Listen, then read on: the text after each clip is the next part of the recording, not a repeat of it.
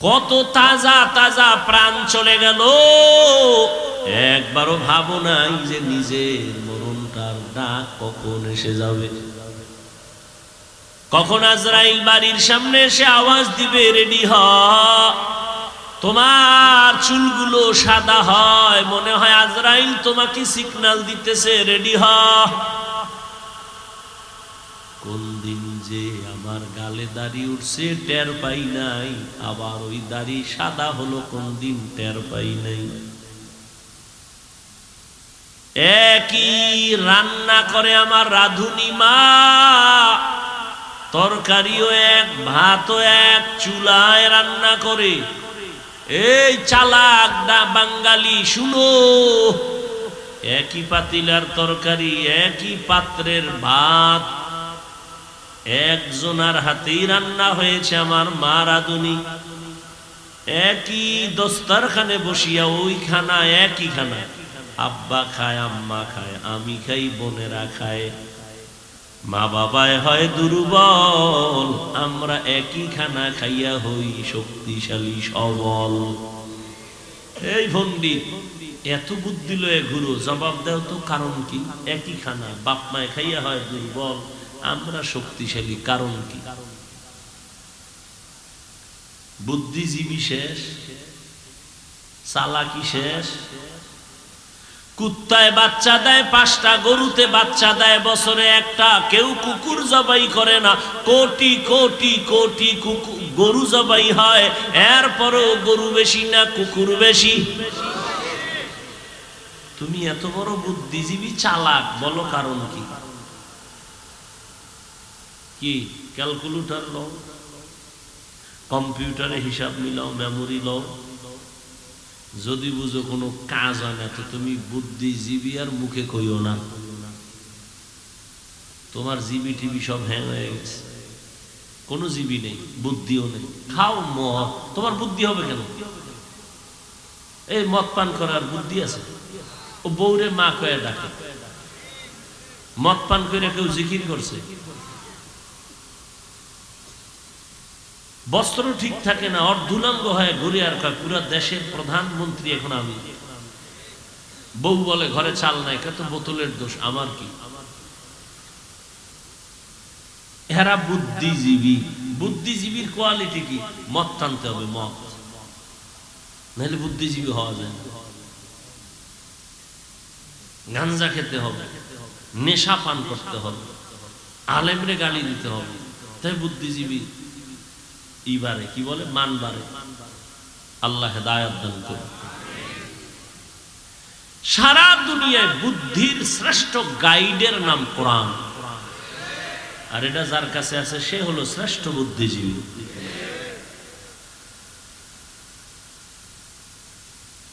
এরে আল্লাহর গোলাম,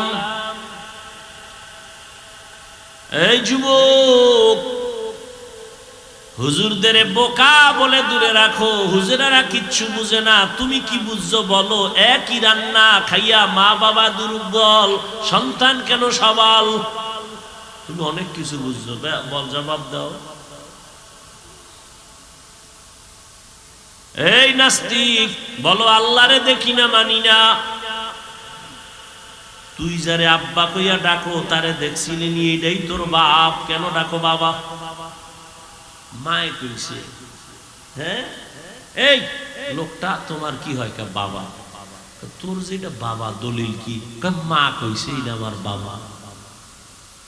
হাজার কোটি কোটি কোটি কোটি কোটি মানুষের থেকে শ্রেষ্ঠ আমার নবী। নবী বলছেন আমার আল্লাহ একজন, সেটা কেন মানো না? মা কইছে তোর বাবাই নি, মান। আর আমার নবী বলছেন, কেমন নবী? আমার আম্মা মিথ্যা বলে, আমার আম্মা নামাজ মাঝে মাঝে ছাড়ে, বেপরদায় চলে। আমার নবী জীবনে 63 বছর হায়াতে একটা মিথ্যা বলেন নাই। প্রমাণ দাও থাকলে। তোমার নেতারাও মিছা কয় না, কয় মানি ঘরে বয়ে আমি জমিনেই নাই, মোবাইলে আমি জমিনেই নেই। রহমতের নবী 63 বছর হায়াতে একটা মিথ্যা কথাও বলেন নাই। খুঁজো সারা দুনিয়ার কোন মনীষী পাইবানি। কেমন নবী আমার, 63 বছর হায়াতে কোনদিন একটা গালিও কাউকে ভুলেও দেন নাই। ভুলেও গালি দেয় না, ভুলেও দেন। শুধু কি তাই, নবীর সামনে দাঁড়ায় দাঁড়ায় ইহুদি গালি দেয়, নবী জবাবও দেন না, মুস্কি মুস্কি হাসে। আবু বকরের মেজাজ গরম, নবীরে গালি দেয়, সহ্য করা যায় না। নবী বলেন বারণ হয়ে যান, চুপ হয়ে যান, জবাব দিয়েন না। আবু বকর কয় আর কত দাঁড়ায়, এই বেঈমান কারে গালি দেন? নবীর মনটা বেজার। আবু বকর কয় নবী এতক্ষণ হাসলেন, এখন আমার মন বেজার কেন? এতক্ষণ তুমি জবাব দাও নাই, এখন দিছো কেন? এই কষ্টে আমি মন বেজার করছি। কেন? যখন আমরা চুপ ছিলাম, জবাব দেই না, তখন আল্লাহ আসমান থেকে ফেরেশতা পাঠাইয়া জবাবের ব্যবস্থা করেছেন। ফেরেশতা জবাব দিছে, তুমি যখন জবাব দেওয়া শুরু করেছো, রহমতের ফেরেশতা চলে গেছে, মন বেজার হয়ে গেছে। এই জন্য নিজের হাতে বিচার নিও না, এটা সুন্দর হবে না। আল্লাহর হাতে চাইরা দাও, বিচার হবে বড় কঠিন। এমন কঠিন হবে যে দৌড় দিবে, জুতা নেওয়ারও টাইম নাই। আসমানি বিচার। নমরুদ আল্লাহরে মারার জন্য বাঁশ দিয়া সিঁড়ি বানাইছে, গুলি কইরা আল্লাহরে মেরে ফেলবে, কেসা খতম। তুমি নাউজুবিল্লাহ কও, হ্যাঁ নাউজুবিল্লাহ কও, কত লোক ছিল। তীর নিয়ে উঠছে, মাইরা ফেলছে। তীর মারছে, তীরের মাথায় রক্ত লাগছে, নিচে একা দেখে যে রক্ত, আল্লাহ নাই, মাইরা লাইছে। ওয়ামাকারু ওয়ামাকারাল্লাহ ওয়াল্লাহু খায়রুল মাকিরিন।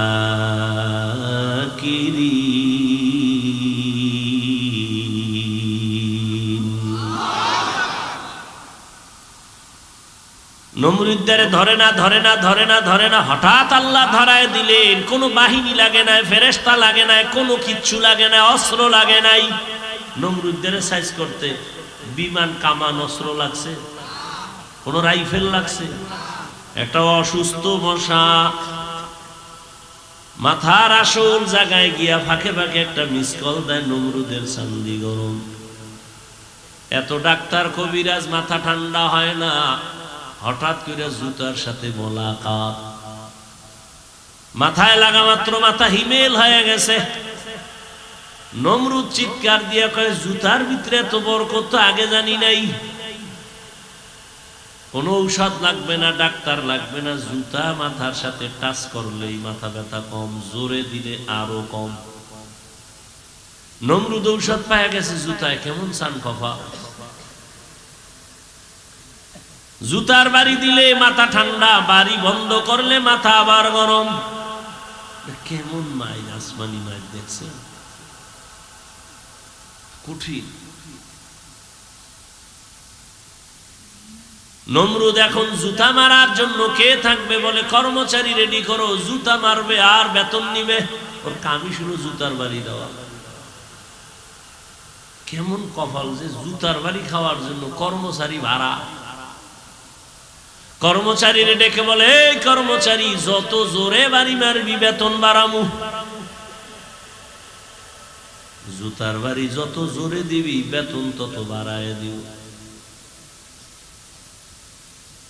চালাক, আল্লাহর কুদরতের সামনে কারো চালাকি চলে না। আল্লাহর কাছে বিচার ছেড়ে দাও, আসমানি বিচার হবে কঠিন বিচার।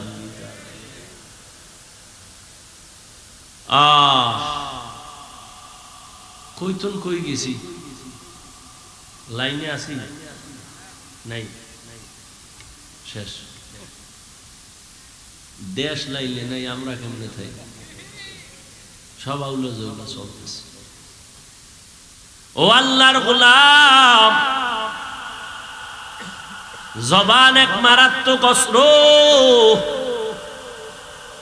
যেই জবানে বলছে লা ইলাহা ইল্লাল্লাহ খাঁটি মুমিন, জবান বলছে সব মানি, রাজনীতি মানি না, ঈমান নাই। এই জিহ্বাটা এত পাওয়ারওয়ালা, একটা অপরিচিত মাইয়ারে ধইরা কয় তুই আমার বউ হবিনি।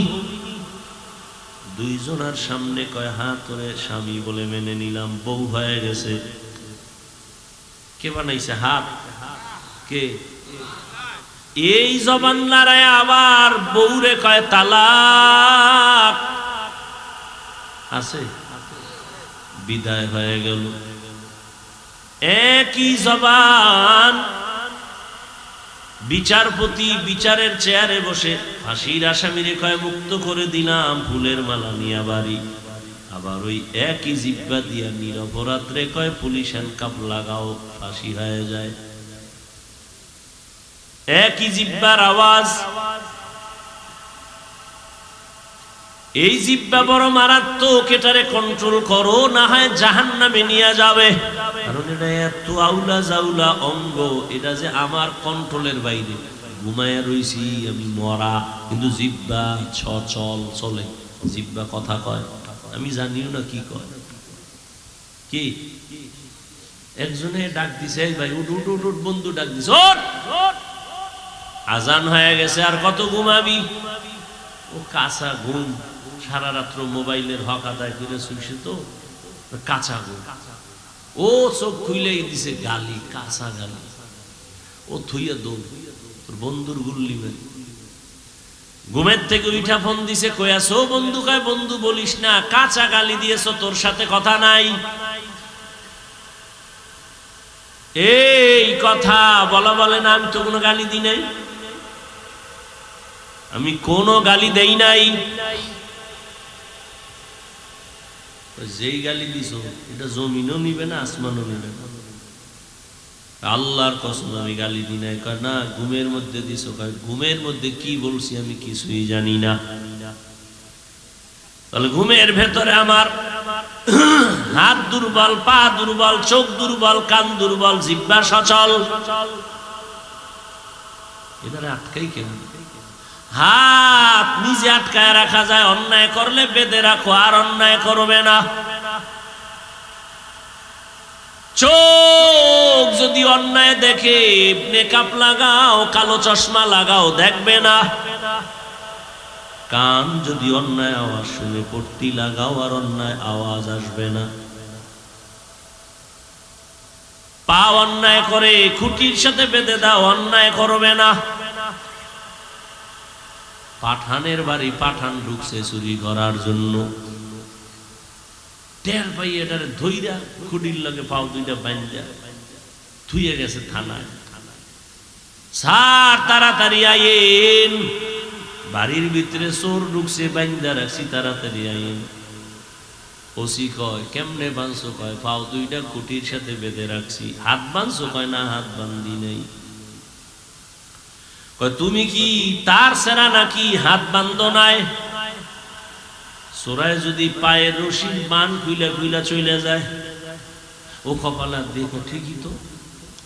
কিছুক্ষণ পরে কয় স্যার কোনো টেনশন নাই, ও পাঠান আমিও পাঠান, আমার মাথায় যেহেতু ঢুকে নাই, ওর মাথায়ও ঢুকবে না। এই বুদ্ধি আমার মাথায় না, ওর মাথায় না, দোনোটাই তো এক কোয়ালিটির পাঠান। ওসি হাত দিয়া ভাইয়া কয় ল, গিয়ে দেহে খুঁটির গোড়ায় কুলের বলদ বইয়েই রয়েছে, হেন বইয়ে রয়েছে। পা অন্যায় করে রশি দিয়া বেঁধে দাও, অন্যায় করবে না। চোখ আটকানো যাবে, কান হেফাজত করা সহজ হবে, হ্যাঁ, কিন্তু জবানটা যে উল্টা চলে, এটারে আটকাবো কেমনে? রশি দিয়া বাঁধা যাবে না। কথা কষ্টে লাগাও, জিহ্বা এমন এক অস্ত্র যেখানে কষ্টে লাগবে না, কারণ এটার সাথে অল টাইম আল্লাহ পানি দিয়া রাখছেন। পানি শুকায় গেলে ডাক্তার বলে তাড়াতাড়ি ঔষধ খাও, ডায়াবেটিস বেড়ে গেছে, মরণাপন্ন হয়ে যায়। জিহ্বার মধ্যে এমন পানি আল্লাহ দিছেন, চিকিৎসা বিজ্ঞানীরা কয়, আমগো হুজুর গোটা তো মানবা না, কপাল খারাপ। চিকিৎসা বিজ্ঞানীরা কয়, শুনো, জিহ্বার লালা বড় মা পাওয়ার ঔষধ। তোমার এই সুন্দর চেহারার মধ্যে যদি কোনো রোগ হয়, গোডা হয়, ডান হাতের শাহাদাত আঙ্গুল দিয়া এরপরে তুমি লালা নিয়া 3 বার বিসমিল্লাহ বিসমিল্লাহ বলে লাগায় দাও, চেহারার গোডা কিন্তু আর থাকবে না। তবে সারা রাত মোবাইল দিয়ে যদি আকাম কইরা চেহারায় গোডা বানাও, এটা যে বিষয়। যে নবীর পাশে বসে দেখে, বয়ান শুনে, কালেমা পড়ে না। আর একটা যুবক নবীকে জবাই করতে গিয়া কি বলল? শুধু কালেমা পড়ছে, তার মর্যাদা কি পরিমাণ বাড়ছে। সেই ব্যক্তির নাম শুনলে এখনো মানুষের হৃদয় কাঁপে।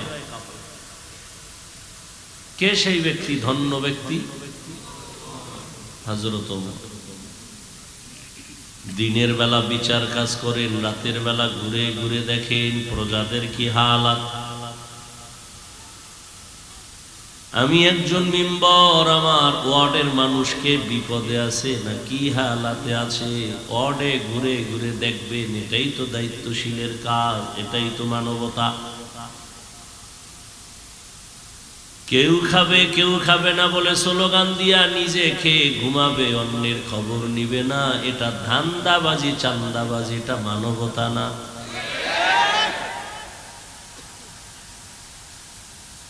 ওয়ার্দজাহানের খলিফা হযরত ওমর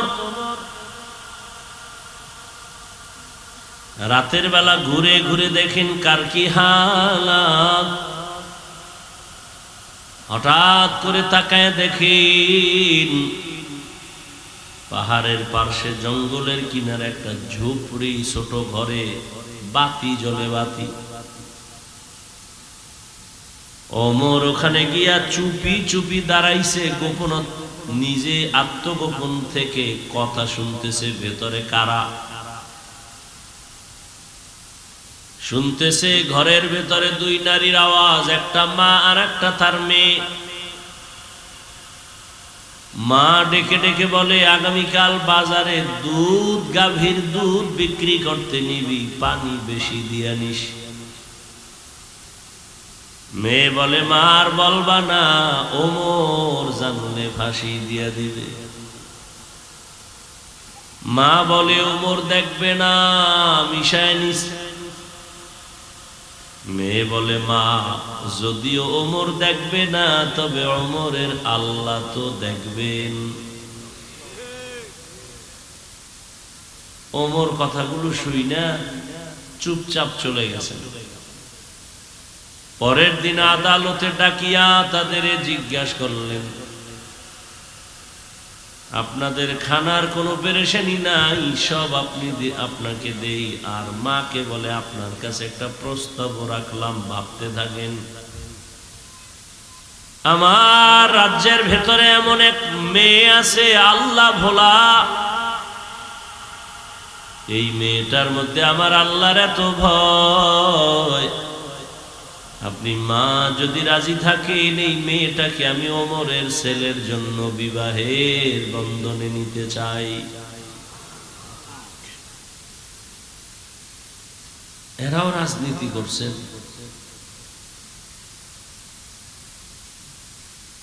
ইয়া আইয়ুহাল্লাযীনা আমানুত্তাকুল্লাহা আকুলু কাওলান সাদীদা। আল্লাহ বলেন, ও মুমিন, আল্লাহকে ভয় করো, তাকওয়া অর্জন করো, জবান কন্ট্রোল করো, হেফাজত করো। কি লাভ হবে?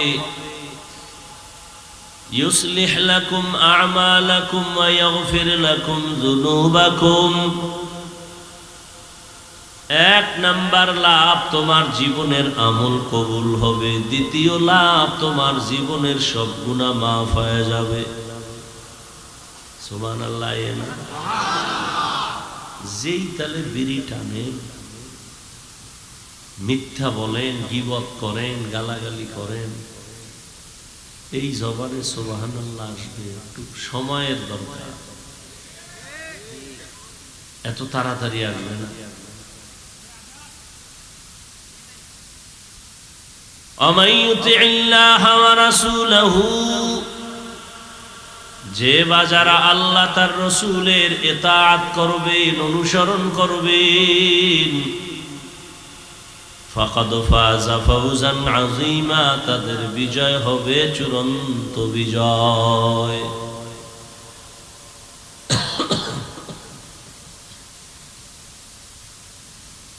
নবীজি বলেন, মাইয়াজমান লিমা বাইনা লাহিয়াইহি ওয়া মা বাইনা রিজলাইহি আজমান লাহুল জান্নাহ। ও উম্মতেরা, দুই জিনিস হেফাজতের জিম্মা যদি নাও, আমি নবী তোমাকে জান্নাতে নেওয়ার জিম্মা নিব। প্রথম হলো জবান কন্ট্রোল করো, দ্বিতীয় লজ্জাস্থান হেফাজত করো। আমি নবী জিম্মা নিলাম, তোমাকে জান্নাতে নিয়ে যাব।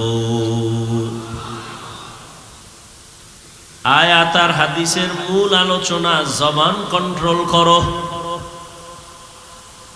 হাত কন্ট্রোল করো, চোখ কন্ট্রোল করো, জবান কন্ট্রোল করো বলেছেন, কান কন্ট্রোল করো বলেন নাই, পা কন্ট্রোল করো বলেন নাই। জবানের হেফাজত করো কেন বলেছেন? তার এক কারণ, জবান বড় নেয়ামত। শরীরের যত অঙ্গ প্রত্যঙ্গ, জবান বড় নেয়ামত। এই জবান আমাকে পার্থক্য করে দিছে, আমি একজন মানুষ, আমি পশু না। পশুর মধ্যে হাত, পা, চোখ, কান আছে, আমারও আছে, তবে ব্যবধান কোথায়? ওর মুখে আওয়াজ নাই, আমার মুখে জবানের কথা চলে। এই একটা জবান, মাউথ নিয়ে সামনে কথা বলি, মেশিন আমার কথা টেনে ইউনিট দিয়া, হর্ন দিয়া বের করে দেয়। মেশিন চলতেছে, কথা টানতেছে, দীর্ঘ টাইম চললে হঠাৎ এই মেশিনে আগুন লেগে সব পুড়ে যাবে। কিন্তু জিহ্বা নামের মেশিনটা আল্লাহ যে বানায় দিছেন, জন্মলগ্ন থেকে 20, 30, 40, 50 বছর পর্যন্ত জিহ্বা নামের মেশিনটা নাড়ায় নাড়ায় নাড়ায় নাড়ায় কত কোটি কথা বের করলা, কত হাজার কোটি কথা সাপ্লাই হলো। মেশিনে বাতাস দেয়, ফ্যান দিয়া ঠান্ডা করে, না হয় আগুন লাগবে। তোমার আমার জবানের মেশিন কে ঠান্ডা রাখলো ভেবেছো কি মানুষ? মোবাইল নিয়ে কথা বলতেছো, কথা চলতেছে চলতেছে চলতেছে, হঠাৎ কথা কেটে গেল। কারণ কি? নেটওয়ার্ক নাই, দেখি না, পুরাই নেটওয়ার্ক আছে, ব্যালেন্স নাই, দেখলাম না, ব্যালেন্সও আছে। তো আমার মধুর কথার মাঝে ডিস্টার্ব কেন? কথা বন্ধ হলো কেন? কেটে গেল কেন লাইন? আবার ভালো করে তাকায় দেখলাম নেটওয়ার্কের সমস্যা নাই, টাকারও নাই, সমস্যা হলো চার্জ নাই। কি নাই? মোবাইলে আবার তুমি পাওয়ার হাউসে লাইন লাগায় চার্জ দাও, ফুল চার্জ দিয়া নিয়ে কথা শুরু করো, আনলিমিটেড কথা বলো, বাধা হবে না, কাটবে না। জিহ্বা নামের মেশিনটা নাড়ায় নাড়ায় নাড়ায় নাড়ায় কত কত কোটি কোটি হাজার কোটি কথা বের করলা। একবার ওই মেশিনের চার্জ গেল না, গাল ব্যথা করে, ঠোঁট ব্যথা করে, কপাল ব্যথা করে, জবান কোনোদিন ব্যথা করে নাই কথার কারণে। এত বড় নেয়ামত এই জবান, কি শুকর আদায় করেছো রে আল্লাহর বান্দা। এক প্লেট খানা নিয়েছো খাওয়ার জন্য, খানাটার ভেতরে কোনো ঝামেলা আসেনি, তুমি হাত দিয়া তদন্ত করলা, চোখ দিয়া তুমি তাকাইলা, হঠাৎ করে তোমার হাত আর চোখ অ্যান্সার দিছে লোকমা খাওয়া যাবে, ভেজাল নাই। তুমি একটা লোকমা উঠাইয়া যখন মুখের মধ্যে দিছো, জিহ্বা বলে সাবধান, লোকমায় ভেজাল আছে, ভিতরে নিস না। কি ভেজাল? বলে লোকমার ভেতর একটা চিকন চুল আছে, এই চুল পেটে গেলে তোর ডিস্টার্ব হবে, লোকমা ফেলে দে। আমার হাত এই দুর্বলতাটা ধরতে গিয়া হাত দুর্বল, চোখ দুর্বল, কিন্তু জিহ্বা আমাকে ধরায় দিল। তুমি একটা খানা মুখে দিছো, ভেতরে নিবা কিনা জিহ্বায় তোমাকে অ্যানসার দেয়, না হয় পারবা না। এত বড় এক নেয়ামত তোমার জবান, কি আদায় করেছো শুকর? এই জিহ্বা নারায় নারায় তেলাওয়াত করবা, জিকির করবা, আল্লাহ ডাকবা, মা বাবার খেদমতে কাজে লাগাইবা, কিন্তু গীবত শিকায়ত করে জবানটারে নাপাক করে ফেলেছো। জিহ্বা যেমন একটা মহৎ অস্ত্র, বড় এক নেয়ামত, ঠিক আবার এটা বড় এক মারাত্মক অস্ত্র। জিহ্বা বড় নেয়ামত। আমি বেঈমান নাকি আমি মুমিন? আমার হাত আমাকে পরিচয় করায় নাই আমি মুমিন, আমার চোখ আমারে পরিচয় করায় নাই আমি মুমিন, আমার কান আমারে পরিচয় দেয় নাই আমি মুমিন, আমার জবানের কথায় পরিচয় দেয় আমি মুমিন। কথা হন না কেন? আমার জবান পরিচয় দেয় আমি সাধারণ মানুষ নাকি একজন আলেম, আমার জবান পরিচয় দেয় আমি ভালো মানুষ না খারাপ মানুষ। হাত দেয়, এ হাত তো কুত্তারও আছে, পশুর আছে, চোখ আছে, কান আছে, কিন্তু আমার জবানের কথার আওয়াজ আর কোন প্রাণীর মধ্যে নাই।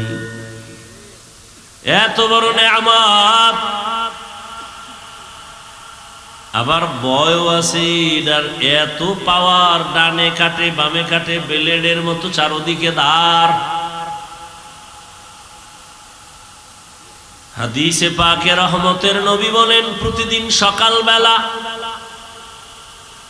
হাত, চোখ, কান সব অঙ্গগুলো জিহ্বা থেকে পানা চায়। ও আল্লাহ, জিহ্বা থেকে পানা দিও, কোন ঝামেলা লাগাই দেয়, আর বেতের বাড়ি আমার হাতে আয়া লাগে। ঝামেলা লাগাইছে কে? জিহ্বায় ফিডান খায় হাতে। হাত কয় আল্লাহ তুমি মাফ করো এই জিহ্বার অত্যাচার থেকে, চোখ বলে মাফ করো, কান বলে মাফ করো। জিহ্বা এক কথার প্যাঁচ লাগায় দিবে, ওই কানের উপরে থাপ্পড় পড়ে যাবে। আমি কান তো অন্যায় করি নাই, জিহ্বা এক কথা কয়ে প্যাঁচ লাগাই দিছে, আমার কানের পর্দা ফাড়াই দিছে। প্রতিদিন সকালবেলা জিহ্বার থেকে সব অঙ্গ প্রত্যঙ্গ পানা চায়, এটা বড় ঝামেলাওয়ালা একটা অস্ত্র। কয় কেমন? একটা বিধর্মী এই জিহ্বা নারায় যদি বলে লা ইলাহা ইল্লাল্লাহ, সাথে সাথে মুমিন হয়ে গেল। হাতে বানাইছে, পা বানাইছে কে? জিন্দেগি মে বন্দেগি তু করনা হে, जिंदगी में बंदगी तू करना है, जिंदगी बे बंदगी शर्मिंदा है, जिंदगी बे बंदगी शर्मिंदा है। আমার আলোচনার বিষয় কি? জবানের হেফাজত। খুব খেয়াল করে, জবানে বেলেটের মতো ধারালো এক অস্ত্র। জবান দিয়া যখন কালেমা পড়েছে, বেঈমান থেকে মুমিন হয়ে গেল। আবার একই জবান বলে বলে আল্লাহ মানি, নবী মানি, কোরআন মানি, হাদিস মানি, কিয়ামত মানি, কবর মানি, হাসর মানি, জান্নাত মানি, জাহান্নাম মানি, সব মানি। ইসলামে কোরআনে রাজনীতি নাই, মানি না। এই এক কথায় তারে আবার নতুন করে ঈমানের খাতার থেকে আলাদা করে দিল। আল্লাহর কোরআনে কি রাজনীতি নাই? সুলাইমান নবী তো দুনিয়া চালাইছেন, যুলকারনাইন দুনিয়া চালাইছেন শাসক, ইউসুফ নবী মিশরের অর্থমন্ত্রীর দায়িত্ব পালন করেছেন। এই সমস্ত কথা কি কোরআনে নাই? কেন বলো কোরআনে রাজনীতি নাই? হ্যাঁ, তোমার মতো ধান্দাবাজি চান্দাবাজি নাই। মানুষের বাড়ি ঘরে আগুন জ্বালায় দাও, এই পচা রাজনীতি ইসলামে নাই। মানুষের জবাই করো, দলের উল্টা করলে তার নাম কাটার আগে কল্লা কাটো, এই পচা ধান্দাবাজি চান্দাবাজি ইসলামে নাই। ইসলামে কি আছে? বলে মালিক যেই প্লেটে খাবে গোলামও সে একই প্লেটে খাবে। কর্মচারী কাজ করবে, ঘাম পড়ার আগে বেতন দাও। আর চান্দাবাজি ধান্দাবাজিরা কয় কাম কইরা বাড়ি যা, বেতনের জন্য রাস্তায় স্লোগান দে, পুলিশের ভিড়া খা। ওই সব চান্দাবাজেরা জানে ইসলাম ছাড়া জমিনে শান্তির আর কোন পথ, সবাই জানে, সব ধান্দাবাজেরা জানে। এরপরও কেন মানে না? যদি ইসলাম মাইনা চলি আমগো চান্দাবাজি থাকবে না, ধান্দাবাজি চলবে না, দুর্নীতি করতে পারবে না, চুরি ডাকাতি করতে পারবে না। এজন্য দেশের সব চোরেরা ইসলাম চায় না, দুর্নীতিবাজেরা ইসলাম চায় না, ডাকাতেরা ইসলাম চায় না, সন্ত্রাসীরা ইসলাম চায় না। ইসলাম চাই না তো বলতে পারে না, এবার ঘুরায় কয় ইসলামে রাজনীতি নাই, কোরআনে রাজনীতি নাই। ইসলামে যদি রাজনীতি না থাকে, কোরআনের প্যান্ডেলে কেন রাজনীতির বক্তব্য চলে? কি এটা রাজনীতির মঞ্চ? তাহলে এখানে রাজনীতির নেতা বক্তব্য দিবে কেন? মসজিদ রাজনীতির প্যান্ডেল, সেখানে কেন ভোট চাওয়া হয়? গরম ভাতে বিলাই বেজা। হ্যাঁ, হুজুরে রাজনীতির রস করলে হুজুর খারাপ, আর আপনি পচা রাজনীতির কথা বলবেন মসজিদে দাঁড়াইয়া, এতে সমস্যা নেই। হ্যাঁ, দোষ কাকে দিবেন? দোষ আপনার কপালে। শিয়ালের হাতে মুরগি আমানত দিছেন, তো এটা কেমন আমানত থাকবে সেটা তো আপনার বোঝা উচিত। সুদখোর, ঘুষখোর, বেনামাজি, হারামখোরের হাতে ধর্মের চাবি দিলে কি হবে এটা তো আপনার বোঝা উচিত। আল্লাহ হেদায়েত দান করেন।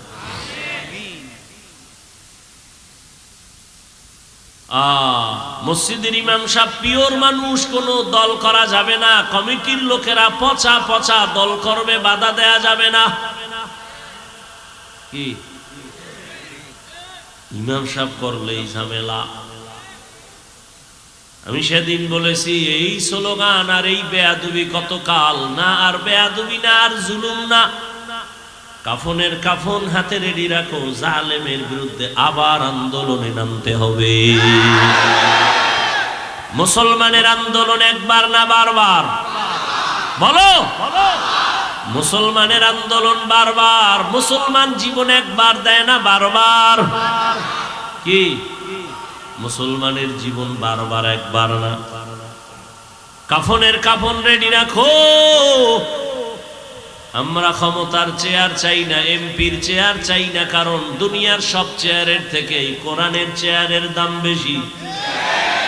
চেয়ারম্যানের চেয়ারের মেয়াদ শেষ, আর কোরআনওয়ালাদের চেয়ারের তো কোনো মেয়াদই নাই।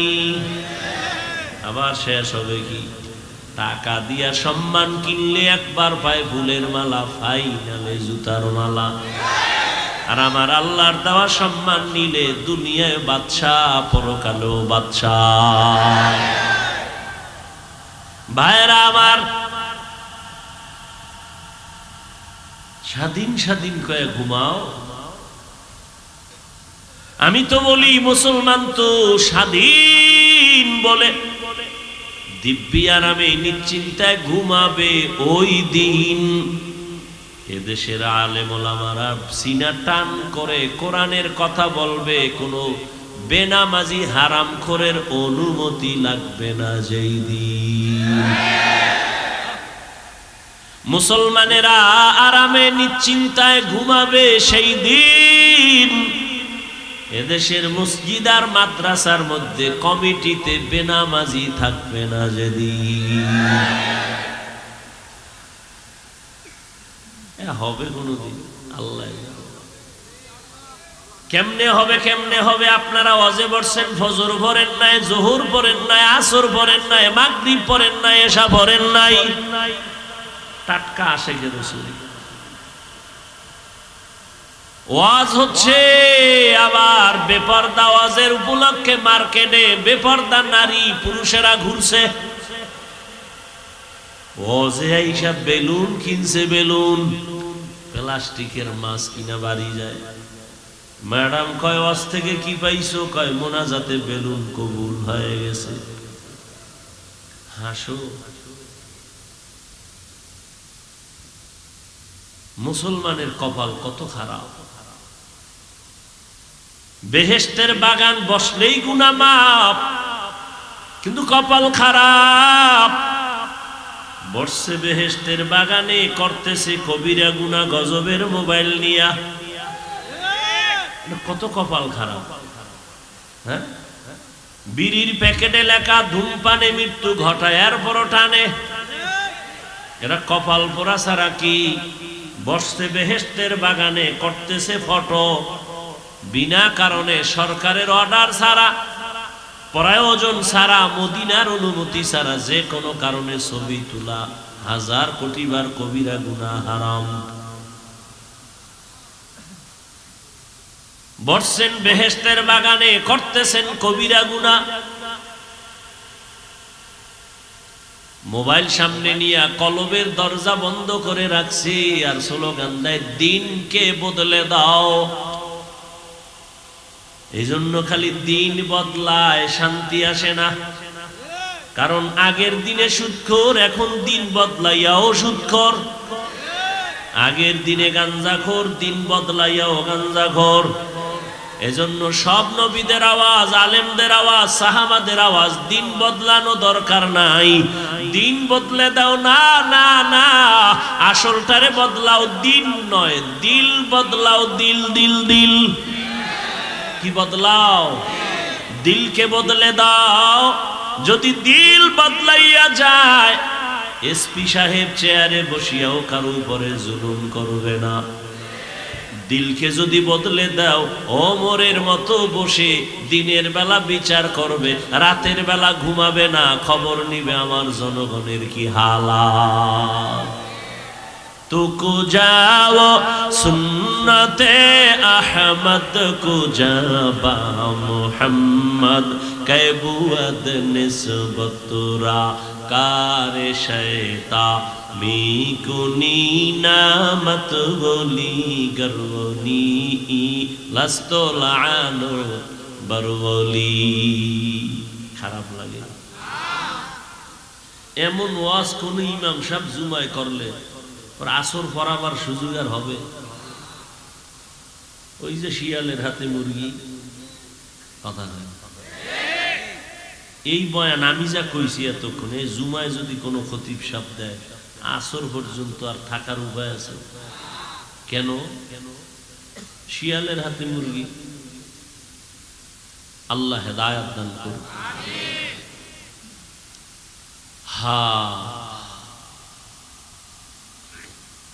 এরপরও কিছু কপাল পোড়ারা নিজের দোষ দেখে না, আলেমের দোষ খুঁজে।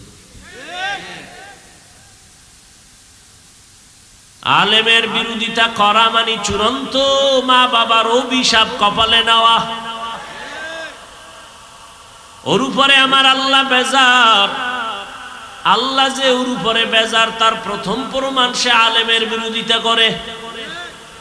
কারণ কিয়ামত পর্যন্ত আর নবী আসবেন না, সাহাবারা আসবেন না, আইম্মায়ে কেরাম আসবেন না, আউলিয়ায়ে কেরাম বড় বড়রা আসবেন না। কিয়ামত পর্যন্ত এই জাতিকে শান্তির পথ দেখাবে, মুক্তির পথ দেখাবে, ইহকালের শান্তি পরকালে মুক্তির পথ দেখাবে একমাত্র উলামায়ে কেরাম। ওলামায়ে কেরাম যে পথ দেখাবেন মন গড়া কিসের থেকে বলেন? তো কোরআন কি একটা দুর্বল কিতাব? ওটা আখিরাতের লাইনের সমাধান আছে, দুনিয়ার লাইনের নাই। আছে? দুনিয়ার লাইনের সব নাই। হ্যাঁ, থাকলে অন্যদিকে দৌড়ান কেন? আপনি তো দৌড়াচ্ছেন শান্তির জন্য না, আল্লাহর দিন ছাড়া তো শান্তির পথ নাই। আপনি উল্টা দিয়ে দৌড়ান কেন? আপনি দাড়ি কাটবেন, এখানে তো শান্তি নেই। আপনি নামাজ বাদ দিয়ে চলবেন না, এখানে তো শান্তি নেই। দেখতেছি তো চোখের সামনে, নামাজ রোজা দাড়ি টুপি হালাল হারাম বাদ দিয়া দুনিয়া দুনিয়া দুনিয়া দুনিয়া দুনিয়া দুনিয়া করতে করতে বাড়িও পায় না, গাড়িও পায় না, মরুন্যা কবরও নেই। কবরও এবার দেখছেন নি, দুনিয়া খুঁজতে খুঁজতে এখন নিজের কবরও নেই। আমি বানায় বলতেছি, দুনিয়া দুনিয়া খুঁজতে খুঁজতে এখন কেউ তারে ভালো জানে না, বউ ভালো জানে না, মেয়ে ভালো জানে না, ছেলে ভালো জানে না, কবরও দেওয়ার জায়গা নাই। মান কানা ইউরিদুল আজিলাতা আজ্জালনা লাহু ফিহা মা নাশাউ লিমান নুরিদ সুম্মা জাআলনা লাহু জাহান্নাম ইয়াসলাহা মাযমুমান মাদহুরা। রাগ করিয়েন না বাবা, আপনারা রাগ করলে আমরা কাগো বয়ান শুনব। কিন্তু যেই আকাম করে এ রাগ না, রিমান্ড দেওয়া উচিত, আসমানি রিমান্ড, জমিনের দায় হবে না। করোনাই সোজা করতে পারে না, তার কি বুঝেন আপনারা? কত তেরা!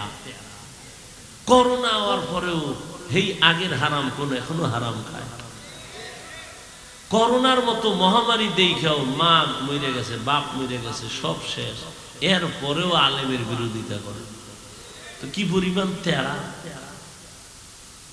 আল্লাহ হেদায়েত দান করে। ডেঙ্গুতে ওই বাঙালিরে সোজা করতে পারে না। দুনিয়াতে আল্লাহর দিন যারা বুঝে না, এদের মতো বোকার কে আছে? একটা কুকুর সারা রাত মালিকের বাড়ি পাহারা দেয়, দেয়নি? কোন বেয়াদবি করেছে? কুকুর সারা রাত মালিকের বাড়ি পাহারা দেয়, মাসে বেতন কত? একটা লাথি, এটা হাদিয়া। মালিকের থেকে কিছুই পায় না, সারা রাত মালিকের বাড়ি পাহারা দেয় একটা কুকুর। আর আপনি আমি মালিকের থেকে কি না পাইছি? মালিক থেকে আমি পাইছি আল্লাহর দেয়া পানি, আমার জন্য ফ্রি করে দিয়েছেন। আমার প্রয়োজনীয় অক্সিজেন আল্লাহ ফ্রি দিয়েছেন, সূর্যের আলো, চাঁদের আলো, জমিনের ফসল, গাছের ফল আল্লাহ সব আমারে দিয়েছেন। বিনিময় আল্লাহরে কি দিছো রে বান্দা? একটা কুকুর সারা রাত মালিকের বাড়ি পাহারা দেয়, বিনিময়ে কিছু পায় না। আর আমার মালিক তোমারে আমারে হায়াত দিয়া সুস্থ রাখছেন। এত বড় মহামারী করোনা আল্লাহ নেন নাই, কিন্তু করোনা হইছিল। এই তুমি ভাইব না হয় নাই, করোনা কিন্তু টাচ করছিল, তোমারে আল্লাহ বাঁচায় রাখছে। কত প্রাণ চলে গেল, আল্লাহ তোমারে নেয় নাই। রাতের বেলা ঘুমের মধ্যে তুমি মরে গেছো, ঘুমের মানুষ মরা। কেমন মরা? কয় চোর ঢুকছে টের পায় না। কেমন মরা মরছে? মহিলার ঘরের মায়ের কানের অলংকার টাইনা চড়ে নিয়ে গেছে, টের পায় না। কেমন মরা? আল্লাহ বলেন, আমি যদি ওই ঘুম থেকে তোরে সজাগ না করতাম, কেউ আর সজাগ করতো না। আমি কেমন দয়ার মালিক! কুকুর মালিক কুকুরের কিছু দেয় না, কিন্তু কুকুর মালিকের আশেক, মালিকের সাথে কোনোদিন বেয়াদবি করে না, সারা রাত মালিকের বাড়ি পাহারা দেয়। আর আমি আল্লাহ যে তোরে কেমন দয়া করেছি! তুই দুনিয়াতে আসছো, তোর দাঁত নাই, তোর মা বাবায় কোনোদিন দোয়া করে না, দাঁত দাও, আমি টাইম মতো দিয়ে দিছি। হাঁটতে পারো না, হাঁটার শক্তি দিলাম, তোর মা বাবায় তোরে হাঁটার শক্তি বাড়ায় নাই। দুনিয়াতে যায় কি খাবি? পানি পান করতে পারবি না, তরকারি খেতে পারবি না, সুজি খেতে পারবি না। আমি আল্লাহ তোর মা বাবায় চাওয়ার আগে তোর জন্য পিওর খানার আয়োজন করেছি। মা বাচ্চার জন্য সুজি পাকায় আগুনে, চিনি লাগে, লবণ লাগে, দুধ লাগে, এরপরে আবার আধা ঘন্টা ফ্যান চালাইয়া ঠান্ডা কইরা 1 থেকে 3 চামচ সুজি বাচ্চারে দিয়া বাচ্চারে ঘুম পাড়ায় দিস। 1, 2, 3 ঘন্টা হয়ে গেছে, মা সুজি ফালায় দিছে, এটা দিলে বাচ্চার পেট খারাপ হবে।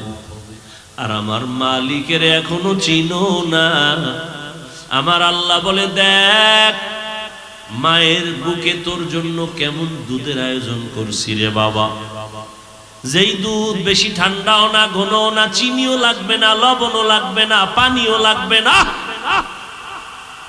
পানিরও দরকার নাই, লবণ লাগবে না, লবণও আছে, চিনিরও আভা আছে, লবণেরও আভা আছে।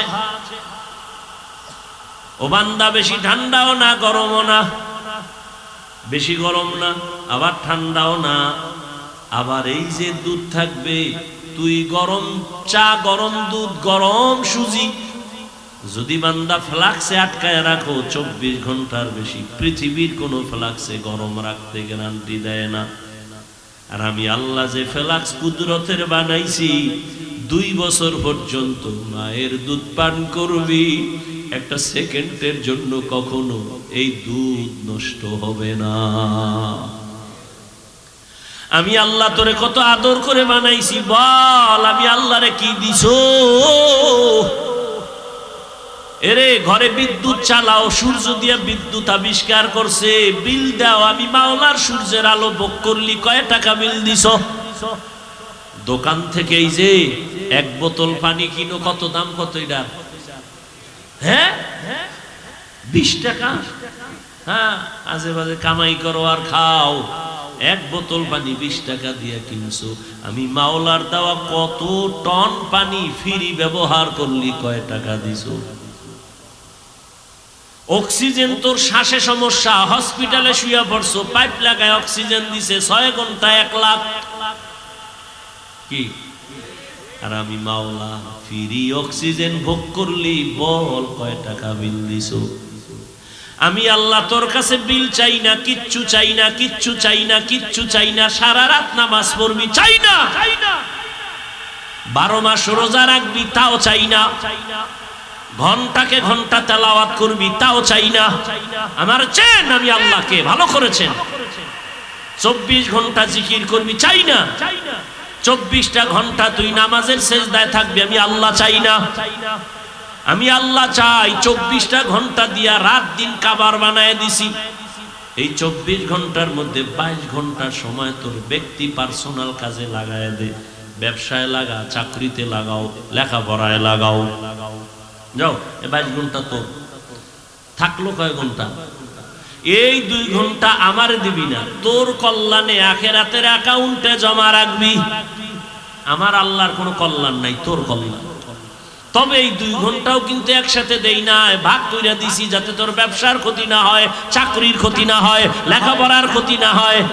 ফজরের 4 রাকাত নামাজে 20 মিনিট দোকানে দৌড় দে, আবার জোহরের 10 রাকাত নামাজে 20 মিনিট, আবার অফিসে চলে যা, আবার আসরের সময় 4 রাকাতে 20 মিনিট, আবার স্কুল কলেজের লেখাপড়ায় কোচিং এ যা, আবার মাগরিবের 5 রাকাতে 20 মিনিট দিয়া আবার দোকানে যাও, আবার এশার 9 রাকাত নামাজে 20 মিনিট দিয়া বাসায় যাইয়া সন্তানের হক আদায় করো, পরিবারের হক আদায় করে ঘুমাও। এত সুযোগ দেওয়ার পরেও যেই নিমক হারাম, নামাজ পড়বি না, আমি তোরে এমনে ছেড়ে দিব না। তোর মতো বেঈমানের জন্য, নিমক হারামের জন্য আমি জাহান্নাম বানায় রাখছি। কেমন জাহান্নাম জাননি? وقودها الناس والحجارة عليها ملائكة غلاظ شداد لا يعصون الله ما أمرهم ويفعلون মা ইউমারুন।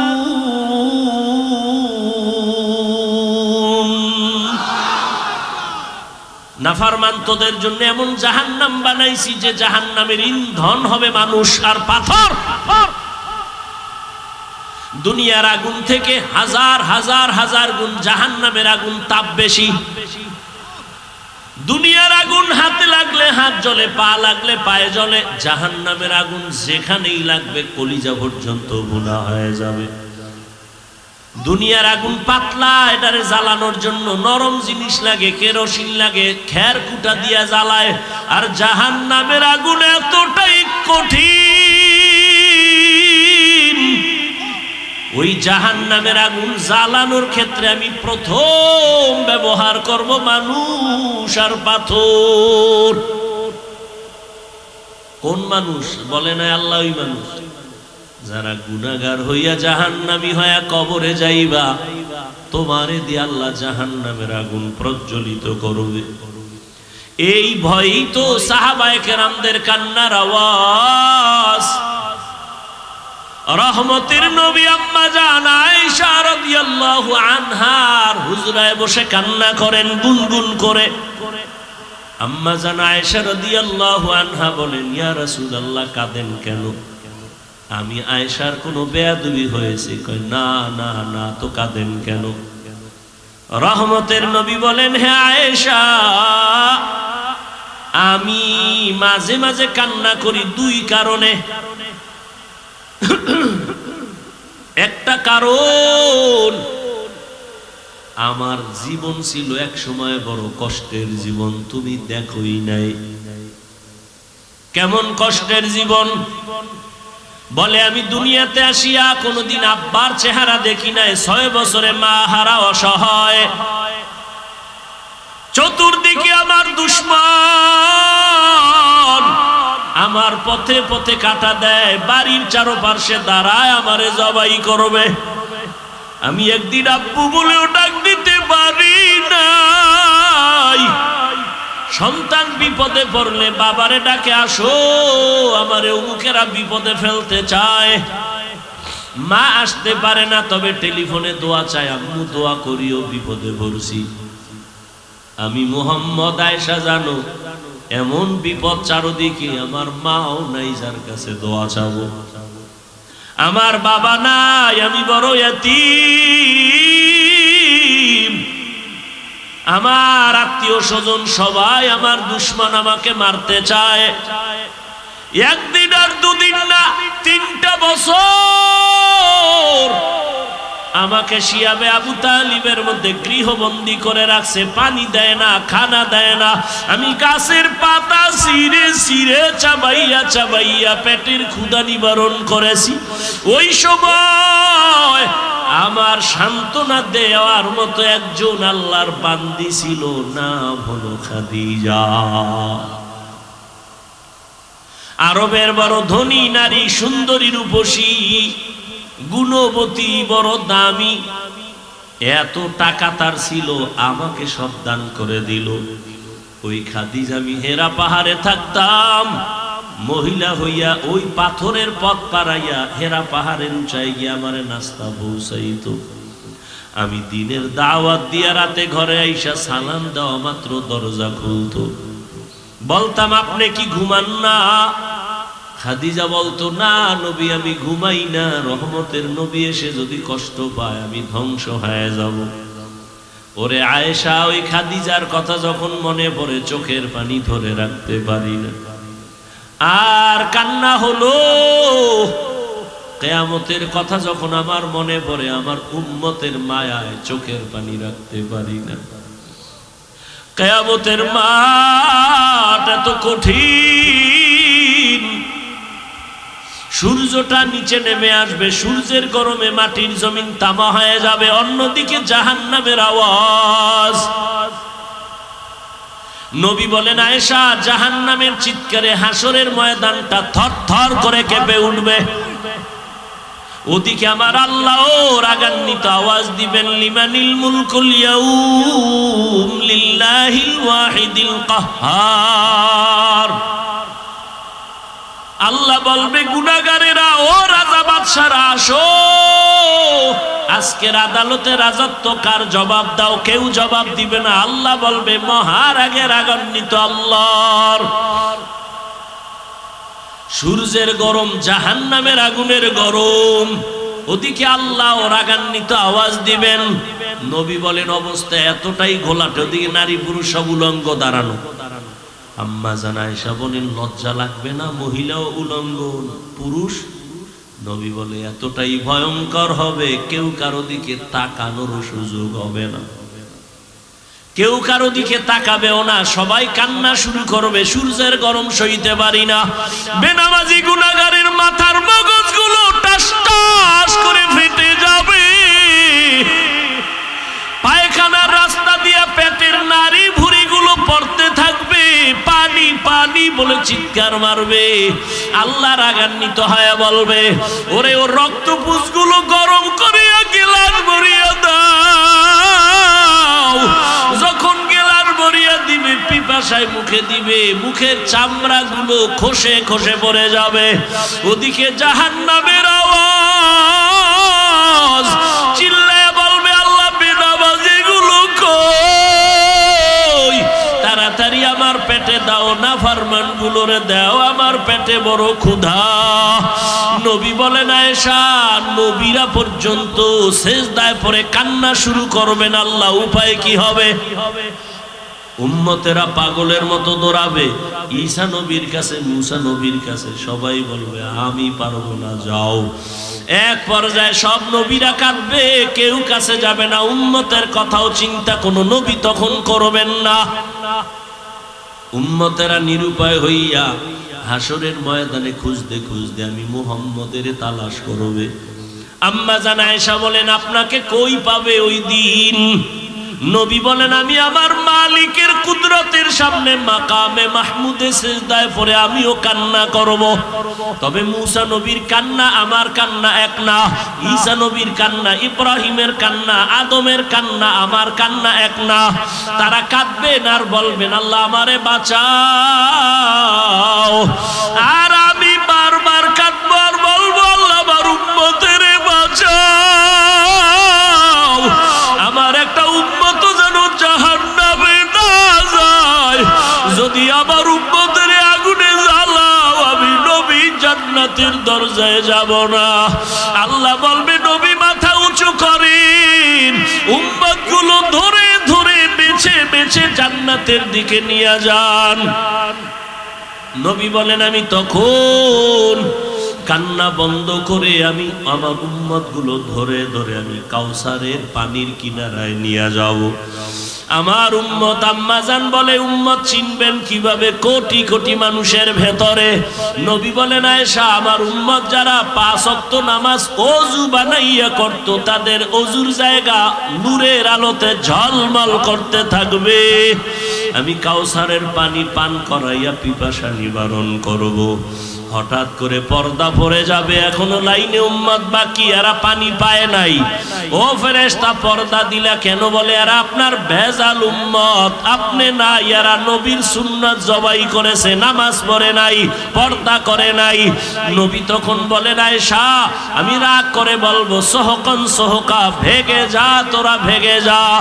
আল্লাহর অর্ডার হবে না ফরমানের জাহান্নামের শিকল লাগাও। জাহান্নামের শিকল লাগাইয়া টানতে টানতে জাহান্নামের আগুনের দিকে নিয়ে যাবে। কি উপায় হবে রে আল্লাহর গোলাম? আমরা নবীর আদর্শ মানিয়া চলার কারণে কই আমগো না খাইয়া তো মরি নাই, খানাও বন্ধ নাই, ঘুম বন্ধ নাই। ও যুবক বাবারা, বৃদ্ধ বাবাজিরা, পর্দার আড়ালের মা বোনেরা, কার পিছনে ঘুরতে গিয়া কি পাওয়ার আশায় দাড়ি কাটছো? কার পেছনে ঘুরিয়া কি পাওয়ার আশায় নামাজ বাদ দিছো রে বাবা? যার পেছনে ঘুরিয়া নামাজ বাদ দিছো সে তোমার আপন না, স্বার্থে আঘাত লাগলে তোমাকে মেরে ফেলবে। এখনো সময় আছে, তওবা করো।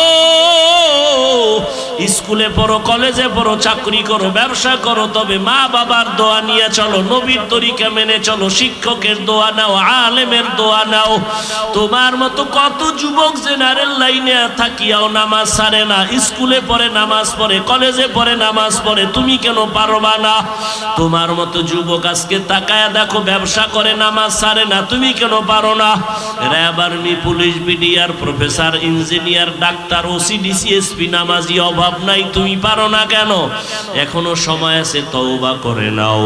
জীবন গেল আর নামাজ ছাড়বা না, দাড়ি কাটবা না, বেপরদায় চলবা না, মা বাবারে কষ্ট দিবা না, নবীর তরিকা মেনে ওলামাদের পরামর্শ নিয়ে শিক্ষকের দোয়া নিয়ে চলবা। মা বোনেরাও তওবা করেন। আপনার মতো কত মা পর্দা করে, স্বামীর মালের খেয়ানত করে না, নামাজ ছাড়ে না, মোবাইলে চরিত্র বিক্রি করে না। আপনি মা কেন পারবেন না? আপনি যদি আখলাকওয়ালা হন, আদর্শওয়ালা হন, সন্তানও আদর্শওয়ালা হয়ে যাবে। এখনো সময় আছে, তওবা করে নেন আর নামাজ ছাড়বেন না, বেপরদায় চলবেন না, স্বামীর মাল নষ্ট করবেন না, মোবাইলে সময় গুনাহের পেছনে দিবেন না, 5 ওয়াক্ত নামাজ পড়বেন। তওবার নিয়ত যদি অন্তর থাকে, মুসলমান হিসাবে কোনো ধোঁকাবাজি না থাকে, খাঁটি তওবার নিয়তে দুটো হাত আল্লাহকে দেখায় দাও। আয় আল্লাহ, হাতগুলো কবুল করে নেন, তওবা কবুল করে নেন, তওবার উপরে মজবুত হইয়া চলার তৌফিক দান করেন, আমিন। আলহামদুলিল্লাহি রাব্বিল আলামিন, والصلاة والسلام على سيد الأنبياء والمرسلين وعلى آله وأصحابه أجمعين.